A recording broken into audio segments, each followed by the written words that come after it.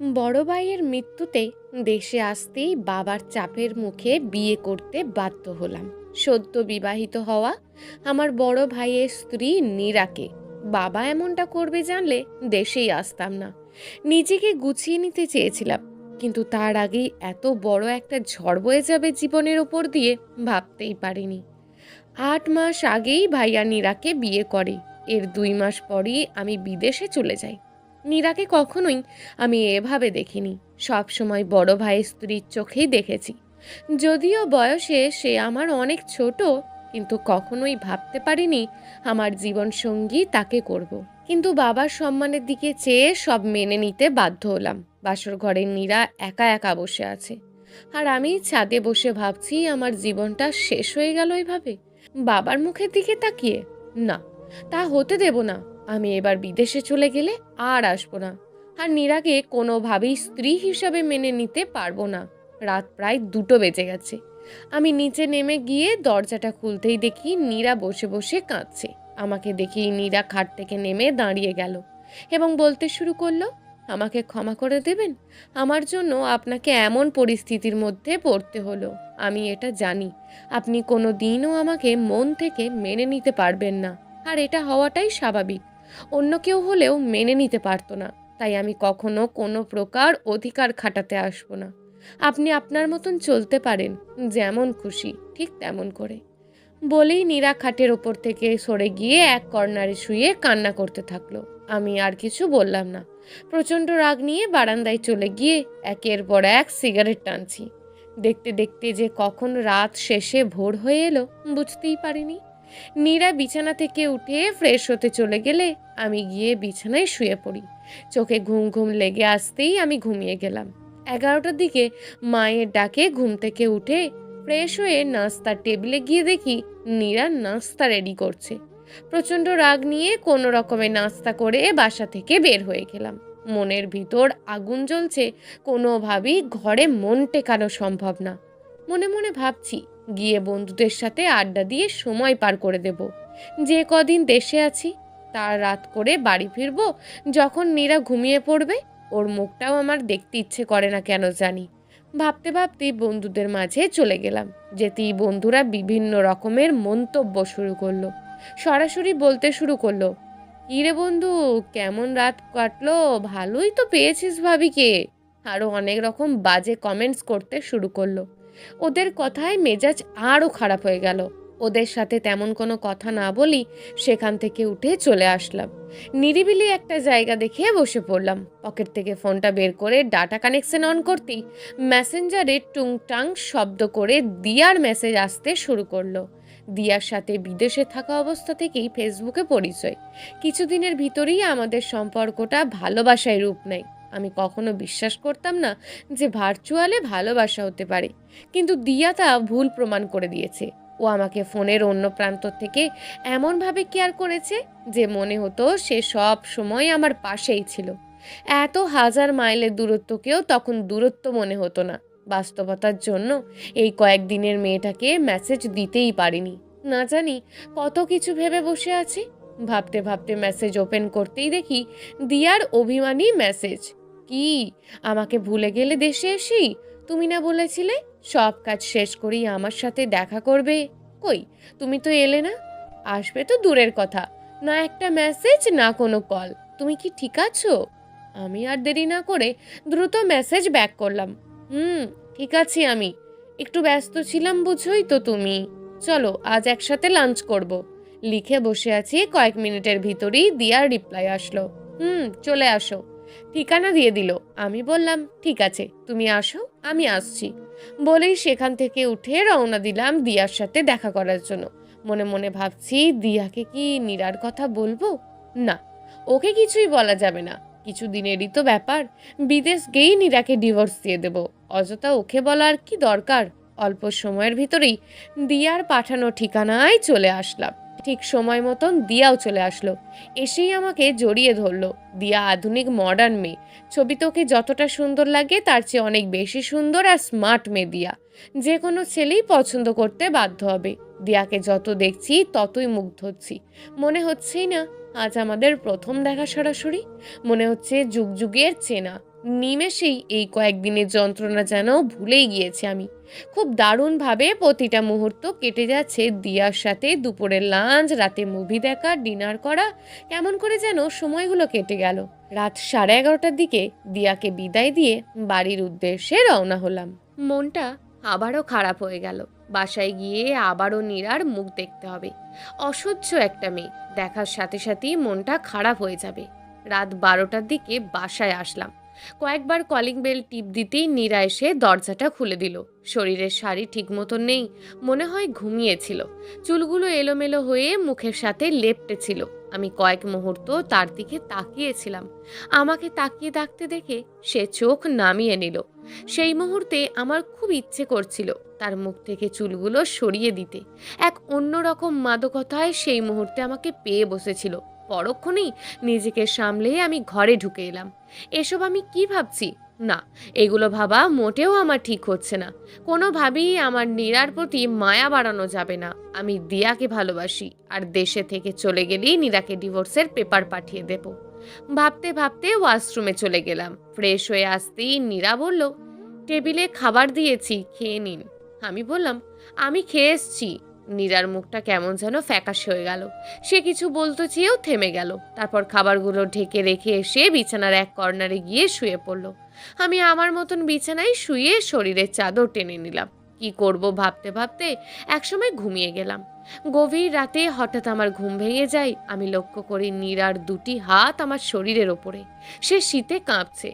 আমি আস্তে করে তার দুটো হাত নামিয়ে দিয়ে চাদরটা তার গায়ে টেনে দিয়ে তার দিকে তাকাতেই লক্ষ্য করলাম ঘুমন্ত নীরাকে সত্যিই অনেক রূপবতী লাগছে।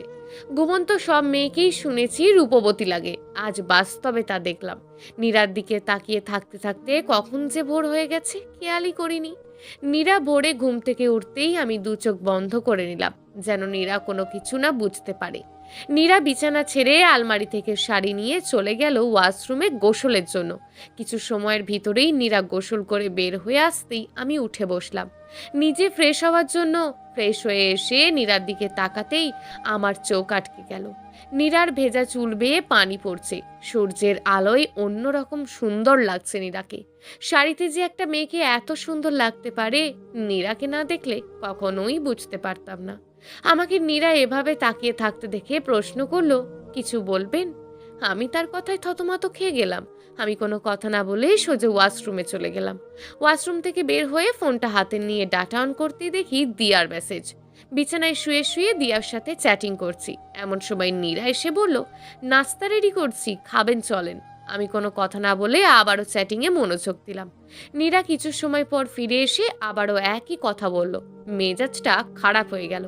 আমি খাট থেকে নেমে না খেয়েই বাসা থেকে বেরিয়ে পড়লাম। বাসা থেকে বের হওয়ার সময় নীরা আমাকে পিছন থেকে একবারও ডাক দিলেও আমার রাগান্বিত চোখ দেখে আর কিছু বলেনি। আমি সোজা দোকানে গিয়ে চায়ের অর্ডার দিয়ে সিগারেট জ্বালালাম। দিয়াকে মেসেজ দিলাম, আজ একসাথে লাঞ্চ করতে আসতে পারবে কিনা। দিয়া বলল আসবে। আমি দোকান থেকে চা সিগারেট খেয়ে বেরিয়ে পড়লাম দিয়ার সাথে দেখা করার জন্য। অনেক সময় ধরে অপেক্ষা করছি। দিয়াকে কয়েকবার মেসেঞ্জারে নক করেছি, সে শুধু বলে অপেক্ষা করো, আসছি। অনেক সময় অপেক্ষার পর দিয়া আসলো। আমি জিজ্ঞাসা করলাম, এত দেরি হলো যে? দিয়া ভুরু কুচকিয়ে আমার দিকে তাকিয়ে বলল, তুমি কি আমাকে দেখে বুঝতে পারছো না কতটা সাজগোজ করেছি তোমার সাথে দেখা করতে আসার জন্য? বাসা থেকে রেডি হয়ে বের হয়ে পার্লারে গেছি, ফেসিয়াল করেছি, তারপর তোমার সাথে দেখা করতে আসছি, আর তুমি আমাকে এভাবে প্রশ্ন করতে পারলে? আমি দিয়াকে বললাম, এত কিছু করার কি দরকার ছিল? তুমি তো এমনিতেই সুন্দর। দিয়া রেগে উঠে বলল, কি বলো?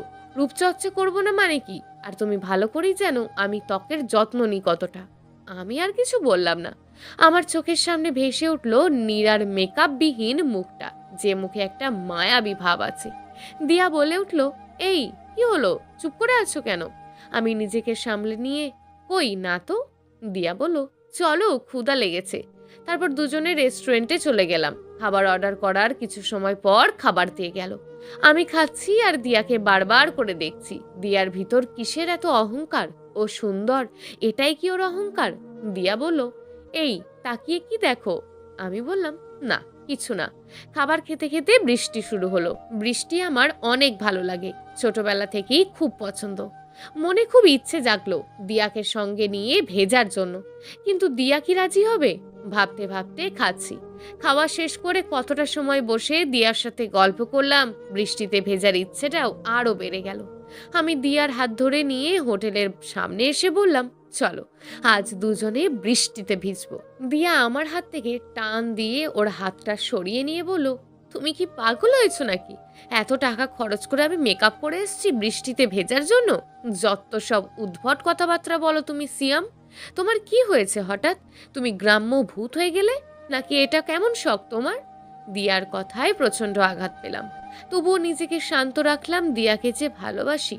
তখনই দিয়া বলে উঠল, তুমি তোমার এইসব ন্যাকামো পরিবর্তন করো, না হয় আমার তোমার সাথে আগামী পথ চলতে নতুন করে ভাবতে হবে। বলে সে একটা সিএনজি ডাক দিয়ে উঠে গেল। আমি ডাক দিলাম, কিন্তু আমার আর কোনো কথাই দিয়া শুনলো না। মেজাজটা তখন প্রচন্ড খারাপ হয়ে গেল। এত কিসেরই গদিয়ার? তারপরেও নিজেকে সামলে নিলাম, হয়তো ভালোবাসি বলে। মন খারাপ হয়ে গেল, তাই আর বাহিরে থাকতে ইচ্ছে করছে না। এদিকে বৃষ্টি থামার কোনো নামই নেই, তাই বাধ্য হয়ে আমিও সিএনজি নিয়ে বাসার উদ্দেশ্যে রওনা হলাম। বাসায় এসে কলিং বেল চাপতেই মা এসে দরজা খুলে দিল। আমি রুমে গিয়ে দেখি নীরা নেই। মনে মনে বললাম, ভালোই হয়েছে, ওকে দেখলে মন আরও খারাপ হয়ে যেত। আমি বারান্দায় দাঁড়িয়ে একটা সিগারেট জ্বালিয়ে বাহিরের বৃষ্টি দেখছি। সিগারেট শেষ করে রুমে ঢুকে খাটে বসতেই নীরার দরজা খুলে ঘরে ঢুকলো। ওকে দেখে আমার প্রচন্ড রাগ হওয়ার কথা, কিন্তু ওর দিকে ভালো করে তাকিয়ে দেখলাম পুরো শরীর ভেজা। কেমন করে যেন রাগটা কমে গেল। ও লাজুকভাবে মাথা নিচু করে দাঁড়িয়ে আছে। শরীর থেকে টপ টপ করে পানি বেয়ে পড়ছে। বৃষ্টিতে এত সময় ভিজেছে তা বুঝতে আমার আর বাকি রইল না। আমি অন্যদিকে তাকিয়ে রইলাম। ও দৌড়ে ওয়াশরুমে চলে গেল। ওর শাড়ি বেয়ে পুরো ঘরে পানি পড়েছে। আমি চুপ করে বিছানায় শুয়ে পড়লাম। অল্প সময়ের ভিতরেই নীরা শাড়ি চেঞ্জ করে তোয়ালে দিয়ে চুল মুছতে মুছতে বের হলো। নীল রঙের একটা শাড়ি পরেছে নীরা। নীল রং আমার সবচেয়ে পছন্দের রং হবার কারণে চোখ আটকে গেল নীরার দিকে। অপূর্ব সুন্দর লাগছে নীরাকে। আয়নার সামনে গিয়ে চোখে কাজল দিচ্ছে। আয়নায় নীরার প্রতিবিম্ব ভেসে আসছে। সাধারণ সাজে অপলক সুন্দর লাগছে নীরাকে। নীরার সাজা শেষ করে আমার দিকে তাকাতেই আমি নিজেকে লোকাতে চাইলাম, কিন্তু আমি জানি আমি তা পারিনি। নীরা আমার পাশে এসে বলল, আজ এত তাড়াতাড়ি চলে আসলেন বাসায়? আমি বললাম, এমনিতেই। দরকার না থাকলে আমার সাথে কোনো কথা বলার প্রয়োজন নেই। নীরার মুখটা ফ্যাকাশে হয়ে গেল। সে মাথা নিচু করে বলল, আচ্ছা আমাকে কেমন লাগছে আজ? আমি ওর দিকে না তাকিয়ে বললাম, যেমন ছিলে তেমন। নীরা আর কোনো কথা না বলে চলে গেল ঘর থেকে বাহির হয়ে। আমি মেসেঞ্জার অন করে দিয়াকে নক করলাম। বললাম, রাগ করেছো? দিয়া রিপ্লাই করলো, রাগ করব না তো কি করব? তুমি দেশে এসে কেমন হয়ে গেছো একবার ভেবে দেখেছো? কি সব গ্রামের মেয়েদের মতন তুমি আমাকে থাকতে বলছো? জানো আমার কতটা কষ্ট লেগেছে?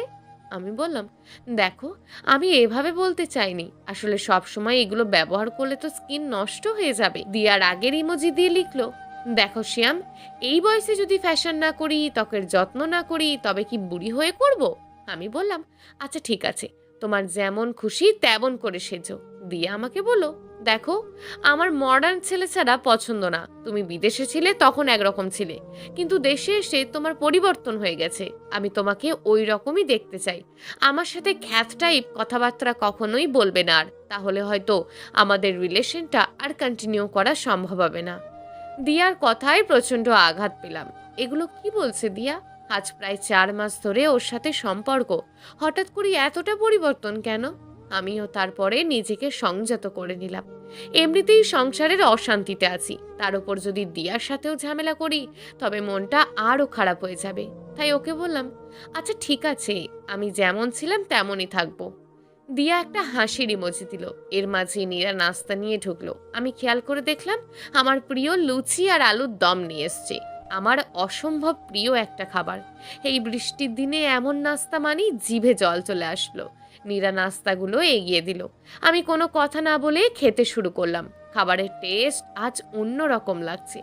মায়ের হাতের লুচি আর আলুর দম অনেক প্রিয় আমার, তাই তার হাতের লুচির স্বাদ আমি কখনোই ভুলতে পারবো না। আমি নীরাকে প্রশ্ন করলাম, লুচি কি তুমি বানিয়েছো? নীরা মাথা নেড়ে বলল, হ্যাঁ আমি বানিয়েছি।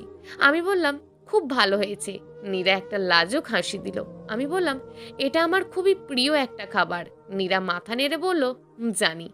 কে বলেছে? আপনার ভাইয়ের জন্য যখন বানাতাম তখন সে খেতে খেতে বলতো আপনার খুব পছন্দের খাবার লুচি। এর জন্য নাকি ছোটবেলায় দুই ভাই অনেক ঝগড়াও করতেন। সেই মানুষটা আপনাকে অসম্ভব ভালোবাসতো। বলতে বলতে দেখলাম নীরার চোখের কোণে পানি চলে এসছে। নীরার চোখের পানি লুকাতে হয়তো দৌড়ে চলে গেল বারান্দায়। পুরনো দিনগুলির কথা মনে পড়ে গেল।